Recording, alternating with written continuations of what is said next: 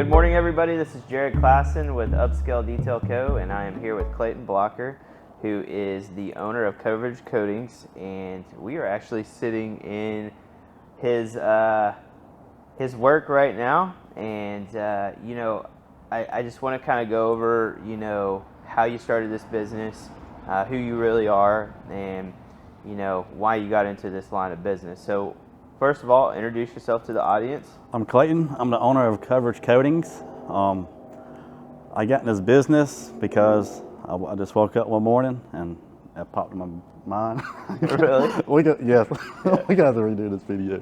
No, we don't, man. But no, it just popped in my mind. Like I said, I started out with my garage. Did a little bit of advertisement, and I picked up Jared. This is one of the floors, the first flake floors I done, and I mean, it came out pretty good. I got some more coming. I got countertops coming. I got metallic floors coming. I got a little bit of everything coming, so clientele is really building up.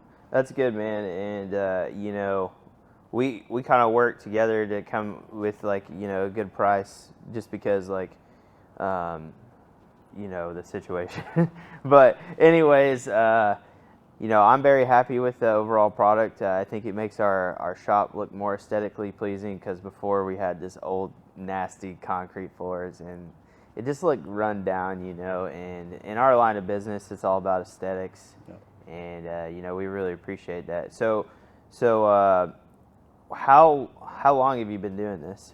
I've been doing this going on around 6 months. 6 months? Yes, sir. Okay, so can you kind of talk to our audience about kind of the process of laying an epoxy floor? Yeah, the process is more, you got to focus on the prep. The prep is very important, making sure there ain't no dirt particles, anything like that. You prep it, you come back, acid etching it, what does work good.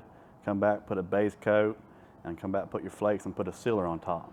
Okay. Now, if you're doing a metallic floor, you want to put the base and come back with different containers of colors that run through them. They're called pigments. Yeah, and I think the big thing with this location is we had some cracks in it, and you had to go in and seal that out and grind it to make sure that the floor was completely even, because you don't want the epoxy going into the cracks. That's and correct. stuff. Yep. Yeah, so that is important, and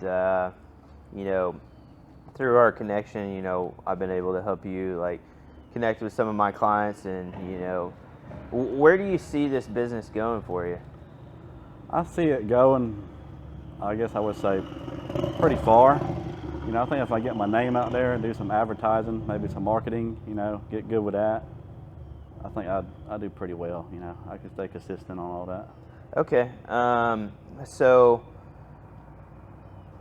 one thing I would like to ask you, can you kind of talk to the audience about what are the benefits of epoxy floors, and why should you get it in your garage? The benefits of epoxy floor, most homeowners don't look at it, but it does up the value in your home. It does. It does, absolutely. And it don't only do that, it makes it look good. You got company over, and like, dang, the floors look good. It looks different instead of a bare garage. So it does, like a metallic floor, that's more of a more fancier design that really draws a lot of attention, because you got the different colors. The one that you did with the Georgia Bulldog colors. Red. Dude, that was cool. They were Georgia fans, by the way, and they loved it. So we Cool. ended up with a Georgia logo in it for them to match it all out. Cool. So what does it really take to because you go on TikTok and you see those people that are true artists, they have the flowers and stuff in the epoxy floors. What kind of training does that take? I think it might take a lot of training, but that's a whole different level. That's 3D epoxy. 3D epoxy? That's 3D epoxy. Is that something that you foresee in the future you're getting into? I do. I really do. I just want to stay with the metallics and the flake floors for now. Master the basics? Master the basics, yes, sir. That's good, man. So, 6 months into your business, what would you say is the driving force for you to really, get behind this and kind of expand this business? The driving force would be to expand it, get my name out there. Yeah. And, word of mouth works good, but I'd rather get my name out there and just stay consistent every week. And Obviously you probably have to be pretty passionate about it because, you know, in any business that I've ever gotten into in my lifetime, I've had to be passionate about it, and I've had to really enjoy the work.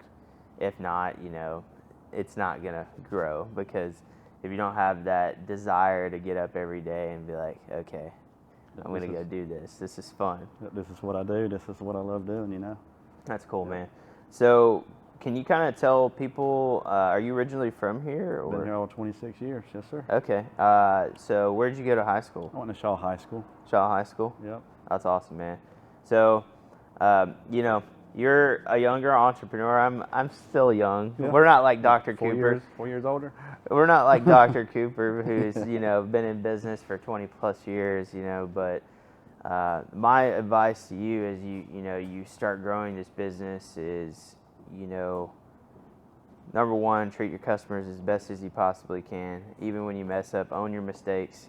Like, these hands, man, they're gonna make mistakes. I don't care who you are or what industry you are, you're gonna make mistakes. But the biggest thing that I've seen is, you know, just owning it as a human being and doing what's right for the customer. And then secondly, putting systems in place, because your first 3 months of business is really learning the systems and processes of your business and becoming a subject matter expert in it.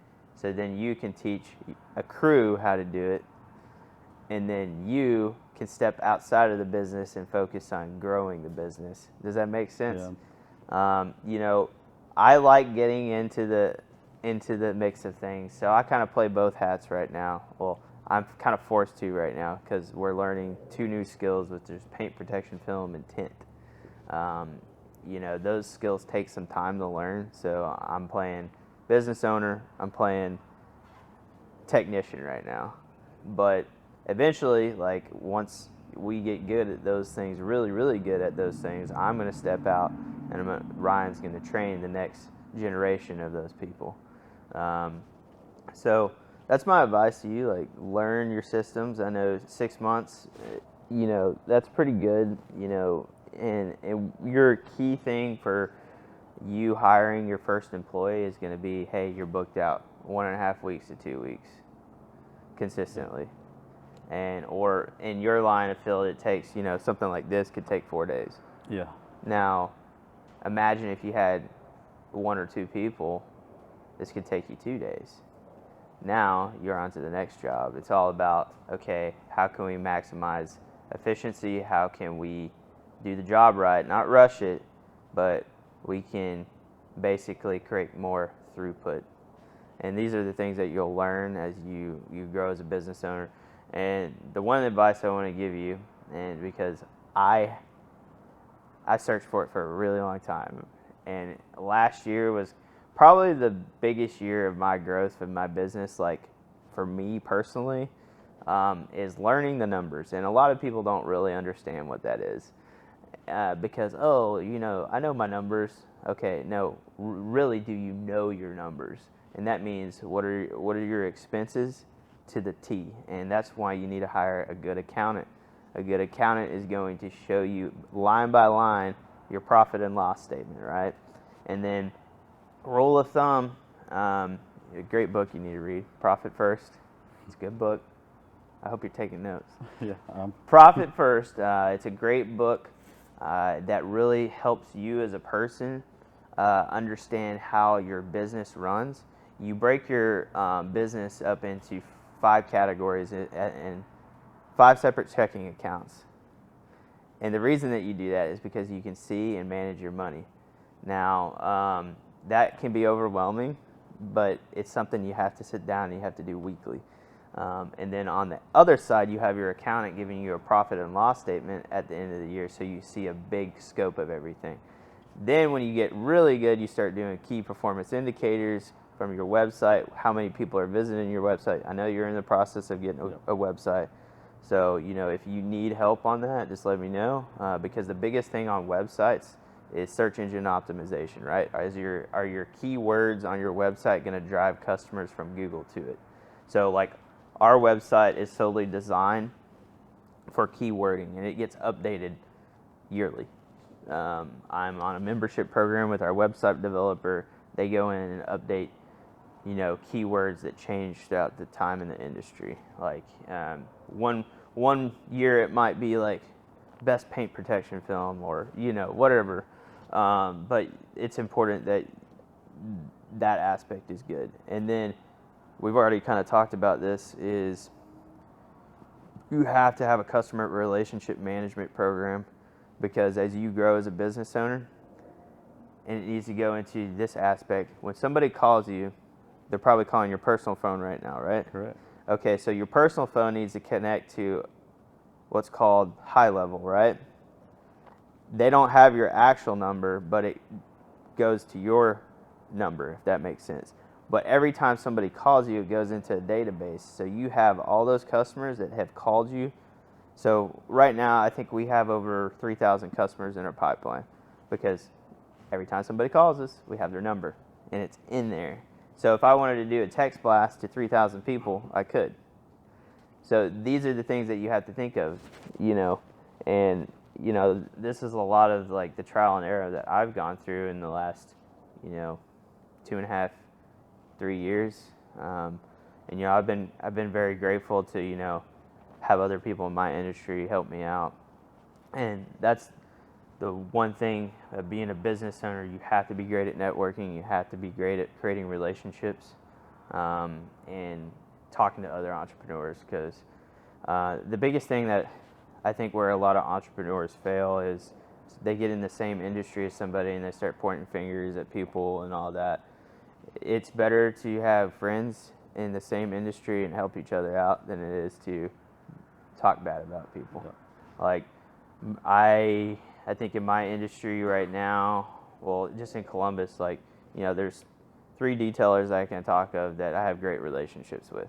There's no way that we're all going to detail all the cars in Columbus. It's just not physically possible. Like Lance, who owns Apex Detailing, he's helped me, I help him. Those are the type of things that you need to try. And a lot of people do feel threatened about that when you reach out to them, which I don't know why. But Everybody's different. Yeah, everybody's different, but you just gotta be honest with it. Like, hey man, I'm here to learn. I'm not here to do anything like that. But yeah. So one thing, what would you say that has really, I guess, what do you like most about the industry? I enjoy it. Just seeing how I enjoy the metallic floors more, because the designs you can make out of them. Yeah. And just when you're looking at that, you're not thinking about anything else. Just thinking how good you can make that floor look. And yeah, I would agree with you. Like that floor that you did with the Georgia logo, I was like, dang man, I kind of want that in mine. Yeah. But so what projects do you have coming up? Well, doing a flake floor for a wrap shop called That's a Wrap. Okay. I'm doing that coming up this weekend. I got another one coming up next week. It's a epoxy countertop. We're doing some white, some black, and some silver with some red flakes in it. That'd be different. That'd be cool, man. So how do you do a countertop? Like normally you can just rough it up, the laminate countertop, rough it up, put the white epoxy on it, get another container of the silver and the black, just run it through there, kind of spread it out, then come back with a flake. But you tape the edges down where it just don't automatically roll, so you wait till it cures for about 30 minutes to an hour, then you pull the tape off so it gently comes down the side where it just won't look like a big old mess. Gotcha. Yeah. Cool, man. Well, there's some process in that, but Yeah. I mean, there's a process with everything. So, but anyways, what is one thing that you could give to our audience that if they're fixing to start a business, what would you tell them? I would tell them it's not easy. There's a lot that goes into it.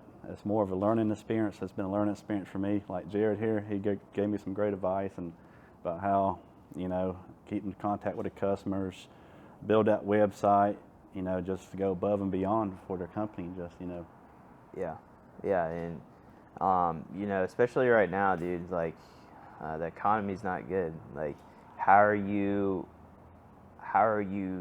different? How are you how are you different than other people? And, you know, we do a lot of various things to make us different. I won't give our secrets away, but, you know, I'll give one away. Like, for example, like, let's say that we have a really high paying customer, or just a customer that we really love, you know. I've literally gone and bought a $50 bottle of wine for somebody, like, just to thank them. Because, like, at the end of the day, like, your customers are what keep the lights on. And we got to remain grateful for that, like 100%. So, are there any questions for the audience right now? There are none. How many we have on live right now? On the live, there are currently 4. Cool. All right, guys. Well, if you have any questions, just let us know, especially for Clayton. Clayton, how can people get in contact with you? I got a Facebook page. I know a lot of people use social media. Facebook page covers coatings. You can feel free to contact me anytime, answer some questions. I do free estimates. Okay, so free estimates. So you go out to people's place and give them an estimate. That's cool. Explain the process of what's going on, how it's going to work, turnaround time, and cool ins and outs of everything. Do you have a phone number they can get you in contact with? I do. That's my personal phone number. That's okay. But that's 706-801-2529. Cool. Well, Clayton, I really appreciate you coming on the show, and you know, I look forward to seeing you grow as a business owner. Yes, you know, sir. you're just getting started, and you know, I'm going to tell you this one thing, dude. There's going to be days that your business is going to bring you to your knees, and you wish you never did it. Yep. But there's going to be days where you're like, I love this. Yep. And you know, that's part of the journey, dude. And you know, just to kind of give you some reality of where I'm fixing to go, because it's kind of crazy. I'm getting out of the Army full time. I'm leaving a 6-figure job to potentially do this full time, and you know, it's scary, very scary. It's that risk you take, you know. It's the risk you take to really enjoy and love what you do. That's like someone quitting their 9 to 5 and going to start their own business, you know. Yeah. That's the risk you take at the end of the day. I mean, and the thing about that, man, is you have to show up every single day and perform. And if you don't, your business won't survive. That's right. Yeah, and when you get to where I'm at, you have to have great people at work for you. And you have to create a culture that they enjoy coming to, that they love being at your organization. Like, the one thing I will say about my team, I have to kick them out because they love staying here. Yeah. I'm like, come on, guys, go home. Hey, that's good, man. That's really it's good, man. But, yeah. Anyways, man, thanks for being on the show. Thank you. Yeah. Yes, sir.